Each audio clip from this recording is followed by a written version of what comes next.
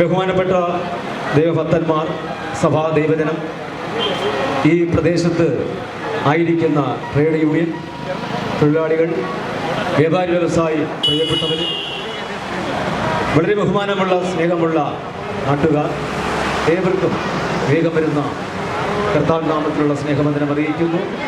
വിശേഷ കുഞ്ഞുങ്ങൾ ലഹരിയെക്കുറിച്ചുള്ള ചില പ്രോഗ്രാമുകൾ ഇവിടെ അവതരിപ്പിച്ചു.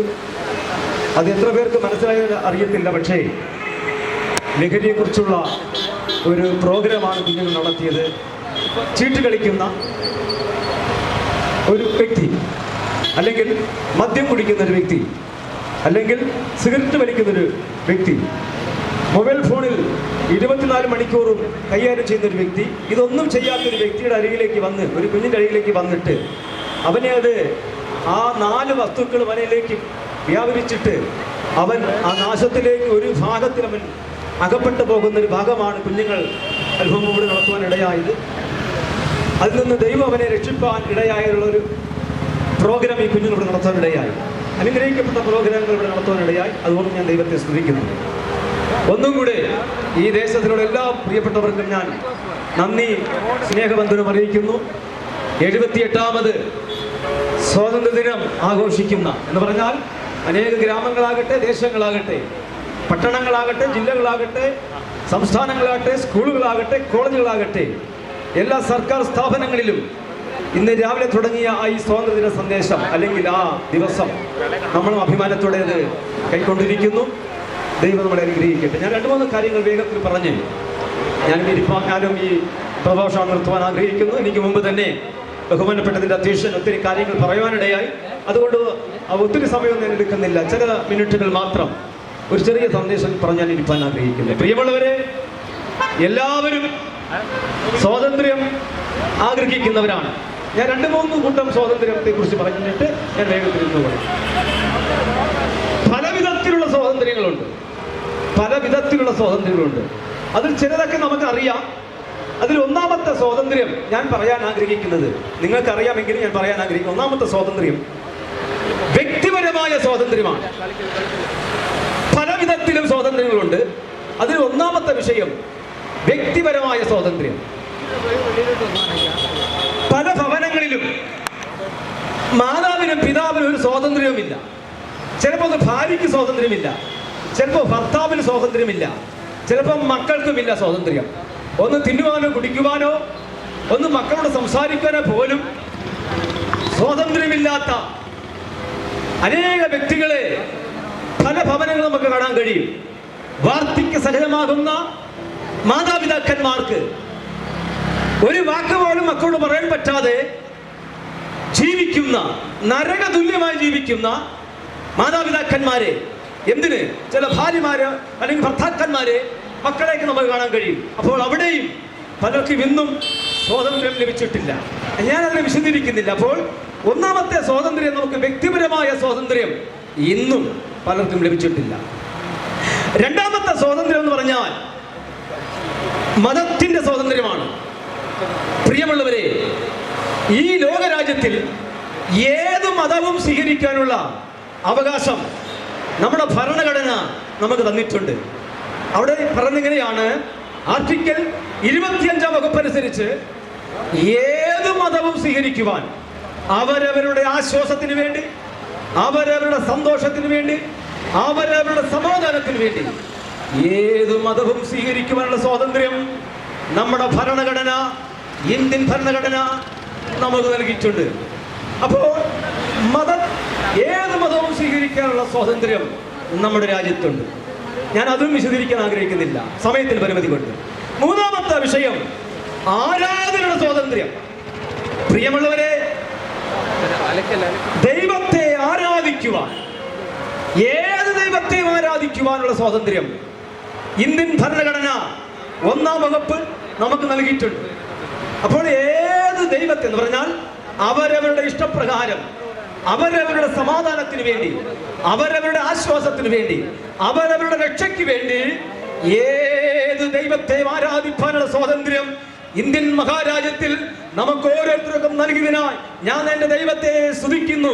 അതുകൊണ്ടാണ് ആ സ്വാതന്ത്ര്യം ലഭിച്ചത് കൊണ്ടാണ് ഈ മകർഷിക്കാവിൽ ഈ പരസ്യമായ ഈ പരസ്യയോഗം നടത്താനുള്ള സ്വാതന്ത്ര്യം എനിക്കും നൽകി. അതുകൊണ്ട് ഏത് ദൈവത്തെയും ആരാധിക്കാനുള്ള സ്വാതന്ത്ര്യം നമുക്കുണ്ട്. പക്ഷേ പല സ്റ്റേറ്റുകളിലും പല സ്ഥലങ്ങളിലും ചില വസ്ത്രങ്ങൾ പോലും ഇടാൻ പറ്റത്തില്ല. ഇപ്പോ കാവ്യാകട്ടെ, കറുത്ത വസ്ത്രങ്ങളാകട്ടെ, വെള്ള വസ്ത്രമാകട്ടെ, അതുപോലും ധരിക്കാൻ സ്വാതന്ത്ര്യമില്ലാത്ത അനേക സംസ്ഥാനങ്ങൾ ഇന്നുമുണ്ട്. എന്തിന്? നമുക്ക് മനുഷ്യൻ ഇഷ്ടപ്പെടുന്ന ആഹാരം പോലും ഭക്ഷിക്കാൻ കഴിയാത്ത ഒരു ഇന്ത്യ രാജ്യമായി മാറിക്കൊണ്ടിരിക്കുകയാണ്.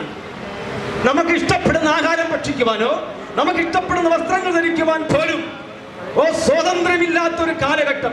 അപ്പോൾ നാം ചിന്തിക്കണം, ഇന്ത്യ മഹാരാജ്യത്തിന് സ്വാതന്ത്ര്യം ലഭിച്ചെന്ന് പറയുമ്പോൾ തന്നെ അനേകർക്കും ഇന്നും സ്വാതന്ത്ര്യമില്ലാത്തൊരു കാലഘട്ടമാണ്. എന്തിന്?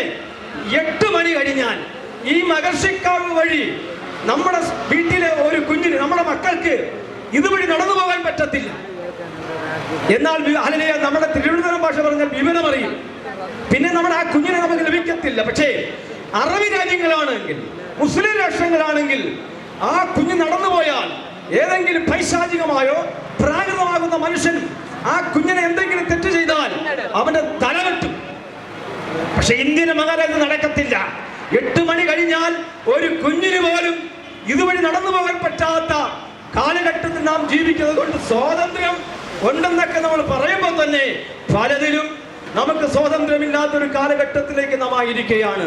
എന്ന് പറഞ്ഞാൽ നമുക്ക് ധരിക്കാനും ഉടുക്കുവാനും ഉണ്ണുവാനും കഴിയാത്ത എത്രയോ സ്റ്റേറ്റുകൾ ഇന്നും നമ്മുടെ ഭാരതത്തിലുണ്ട്. അങ്ങനെ പറഞ്ഞു വരുമ്പോൾ എല്ലാറ്റിനും സ്വാതന്ത്ര്യം ലഭിച്ചിട്ടില്ല. അടുത്തൊരു സ്വാതന്ത്ര്യം പറയട്ടെ, നമ്മുടെ രാജ്യത്തിന്റെ സ്വാതന്ത്ര്യം. അത് നമുക്കെല്ലാവർക്കും അറിയാം. അനേക മഹാരഥന്മാർ സമര പോരാട്ടങ്ങളിൽ കൂടെ ഈ രാജ്യത്തെ നമുക്ക് നേടിത്തരുവാനിടയായി. സത്യവേദ പുസ്തകം വിളിച്ചു പറയുന്നു, രക്തം ചിന്തിട്ടല്ലാതെ വിമോചനമില്ല, രക്തം ചിന്തിട്ടല്ലാതെ സ്വാതന്ത്ര്യമില്ല. അനേക മഹാരഥന്മാർ, അനേക സമര പോരാളികൾ, നെഹ്റു ഉൾപ്പെടെ, അല്ലെങ്കിൽ സുഭാഷ് ചന്ദ്രബോസ് ഉൾപ്പെടെ, അല്ലെങ്കിൽ മഹാത്മാഗാന്ധി ഉൾപ്പെടെ നിരവധി വീരന്മാർ അവരുടെ മാതാപിതാക്കന്മാരുടെ, അവരുടെ തലമുറയ്ക്ക് വേണ്ടി പെൺമക്കളുടെ അല്ലെങ്കിൽ സഹോദരങ്ങളുടെ മാനം സൂക്ഷിക്കേണ്ടതിന് വേണ്ടി ജീവൻ വെടിഞ്ഞ് നമുക്ക് നേടിത്തന്ന സ്വാതന്ത്ര്യത്തിനായി ഞാൻ എൻ്റെ ദൈവത്തെ സ്തുതിക്കുന്നു. അപ്പോൾ ഇത് രാജ്യത്തിന്റെ സ്വാതന്ത്ര്യമാണ്. ഒറ്റ സ്വാതന്ത്ര്യം പറഞ്ഞു എനിക്കാൻ ആഗ്രഹിക്കുന്നു. രാജ്യത്തിന് സ്വാതന്ത്ര്യം ലഭിച്ചു, അതിൽ നാം സന്തോഷിക്കുമ്പോൾ അവസാനത്തെ ഒരു സ്വാതന്ത്ര്യത്തെ കുറിച്ച് പറയാൻ ആഗ്രഹിക്കുന്നു, പാപത്തിൽ നിന്നുള്ള സ്വാതന്ത്ര്യം. പ്രിയമുള്ളവരെ, രാജ്യത്തിന് സ്വാതന്ത്ര്യം ലഭിച്ചു, അത് നമ്മൾ ഇന്ന് ആഘോഷിക്കുമ്പോൾ പാപത്തിൽ നിന്നുള്ള സ്വാതന്ത്ര്യം ലഭിക്കാത്ത നിരവധി മനുഷ്യരെ നമുക്ക് ഈ ലോകത്ത് കാണാൻ കഴിയും. പാപം എന്ന വാക്കിന്റെ അർത്ഥം തന്നെ നിയമലംഘനമെന്നാണ്. നിയമം അനുസരിക്കാത്തതാണ് പാപം. ആ പാപത്തിന്റെ ഘടകങ്ങളാണ് കൊലപാതകം, വ്യഭിചാരം, അല്ലെങ്കിൽ മോഷണം, അല്ലെങ്കിൽ പൈശാചികവും പ്രാകൃതവുമാകുന്ന ജീവിതം നടത്തുന്നവരാണ് പാപം ചെയ്യുന്നവര്.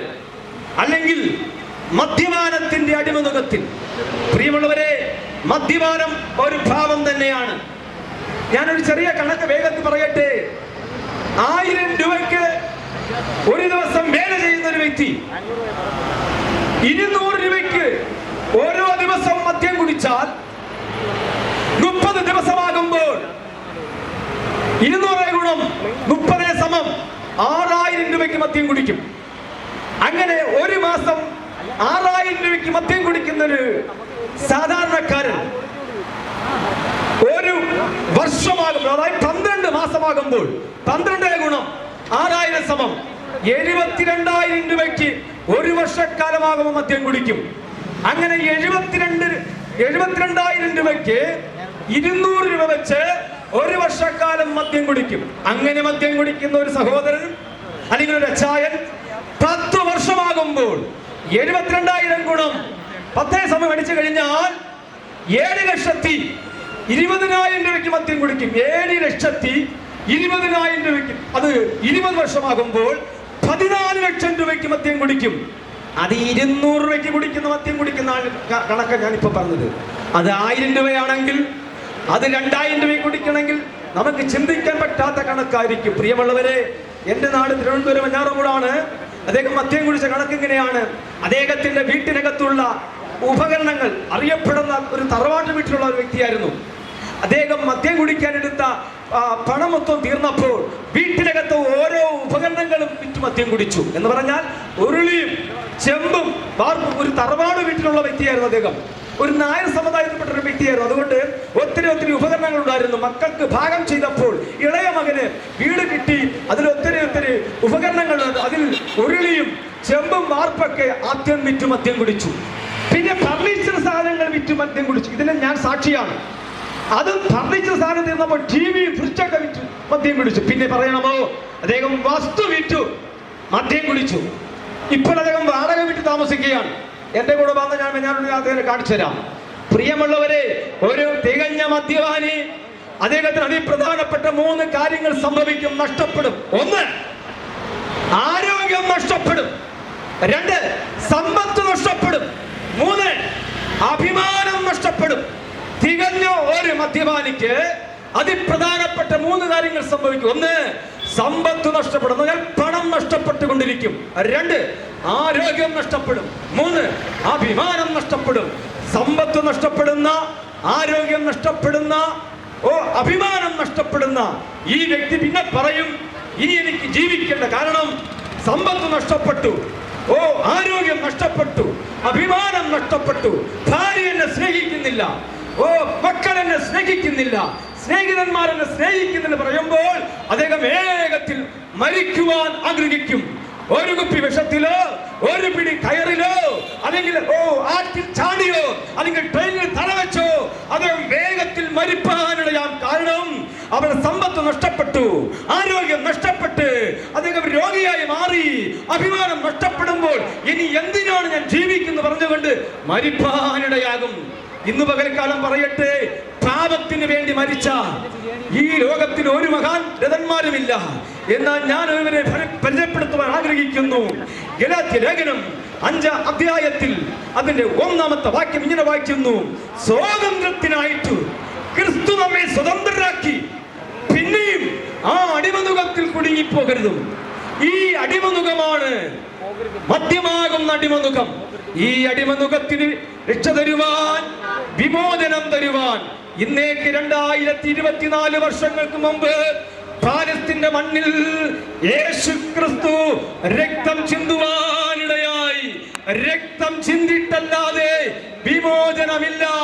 രക്തം ചിന്തി നമ്മുടെ രാജ്യത്തെ നേടി തന്നുവെങ്കിൽ നിരവധി മഹാരഥന്മാർ രക്തം ചിന്തി രാജ്യത്തിന്റെ വിമോചനം, സ്വാതന്ത്ര്യം നേടിത്തന്നുവെങ്കിൽ പാപത്തിന്റെ മോചനത്തിന് വേണ്ടി ഒരു മഹാരഥന്മാരും മരിച്ചിട്ടില്ല. പാപത്തിന്റെ ചങ്ങലയിൽ കിടക്കുന്ന, നുകത്തിൽ കിടക്കുന്ന മനുഷ്യന് വേണ്ടി ഇന്നേക്ക് 2024 വർഷങ്ങൾക്ക് മുമ്പ് കാൽവരി ക്രൂശിൽ യേശു ക്രിസ്തു ക്രൂശിൽ യാഗമായി തീർന്നപ്പോൾ അവസാന തുള്ളി രക്തം വരെ ചിന്തി വിമോചനം നേടിത്തരുവാനിടയായി. എന്റെ യേശു ക്രിസ്തു പാപത്തിൽ നിന്നുള്ള, പാപബന്ധനത്തിൽ നിന്നുള്ള, ആ ചങ്ങലയിൽ നിന്നുള്ള വിടുതൽ നൽകുവാനിടയായി. പ്രിയമുള്ളവരെ, വളരെ സന്തോഷത്തോടും സമാധാനത്തോടും വളരെ ആനന്ദത്തോടും ജീവിക്കാൻ നിങ്ങൾ ആരെങ്കിലും ആഗ്രഹിക്കുന്നുവെങ്കിൽ മദ്യത്തിന്റെ അടിമനുഖത്തിൽ 10 വർഷമായിരിക്കാം, 5 വർഷമായിരിക്കാം, ഈ ദിവസം, ഈ സ്വാതന്ത്ര്യം ലഭിച്ച ഇന്നേ ദിവസം ആഗസ്റ്റ് മാസം 15-ാം തീയതി എഫ്രാത്ത ചർച്ച് നടത്തുന്ന ഈ ലഹരി വിരുദ്ധ സന്ദേശ യാത്രയിൽ എന്റെ ശബ്ദം കേൾക്കുന്ന പ്രിയമുള്ളവരെ, മദ്യത്തിൽ നിന്നും എനിക്കൊരു വിടുതല വേണമെന്ന് ആരെങ്കിലും ആഗ്രഹിക്കുന്നുവെങ്കിൽ യേശുവിന്റെ അരികിലേക്ക് കടന്നു വന്ന യേശു നിന്നെ സൗഖ്യമാക്കി, നിന്റെ മദ്യ ലഹരിയിൽ നിന്ന് നിന്നെ മുക്തനാക്കി നിന്നെ രക്ഷിക്കുമെന്ന് പറയുവാൻ ഞാൻ അതിയായ സന്തോഷം കൊള്ളുന്നു. യേശു നിങ്ങളെ രക്ഷിക്കും, യേശു നിങ്ങളെ സൗഖ്യമാക്കും, നിങ്ങൾക്ക് സമാധാനം തരുവാനിടയാകും. മദ്യത്തിന്റെ അടിമനുഖത്തിൽ നിന്നും, ആ ബന്ധനത്തിൽ നിന്നും നിങ്ങളെ രക്ഷിപ്പാൻ യേശു ക്രിസ്തുവിന് കഴിയും. ആ യേശുവിന്റെ അരികിലേക്ക് വരുവാൻ സ്നേഹത്തോടെ ഞങ്ങളെ പ്രബോധിപ്പിച്ചുകൊണ്ട് വരുന്ന ദിവസങ്ങളിൽ അനുഗ്രഹിക്കപ്പെട്ട ഭക്തന്മാരുമായി നിങ്ങൾ ബന്ധപ്പെട്ട് പ്രാർത്ഥിച്ചു കഴിഞ്ഞാൽ, എൻ്റെ മകൻ മദ്യപാനിയാണ്, എൻ്റെ ഭർത്താവ് മദ്യപാനിയാണ്, അത് മാറണമെന്ന് നിങ്ങൾ ആരെങ്കിലും ആഗ്രഹിക്കുന്നുവെങ്കിൽ നിങ്ങളെ തൊട്ടടുത്തുള്ള ദൈവദാസന്മാരെ നിങ്ങൾ സമീപിച്ചു കഴിഞ്ഞാൽ അവർ നിങ്ങൾക്ക് വേണ്ടി പ്രാർത്ഥിക്കും. വലിയ ആശ്വാസവും വലിയ സന്തോഷവും യേശു നിങ്ങൾക്ക് തരുമെന്ന് പറഞ്ഞുകൊണ്ട് എല്ലാ സ്വാതന്ത്ര്യ ആശംസകളും നേർന്നുകൊണ്ട് എല്ലാ അനുഗ്രഹങ്ങളാലും ഈ മഹർഷിക്കാവിനെ അനുഗ്രഹിക്കുന്നു പറഞ്ഞുകൊണ്ട് എൻ്റെ വാക്കുകൾ നിർത്തുന്നു.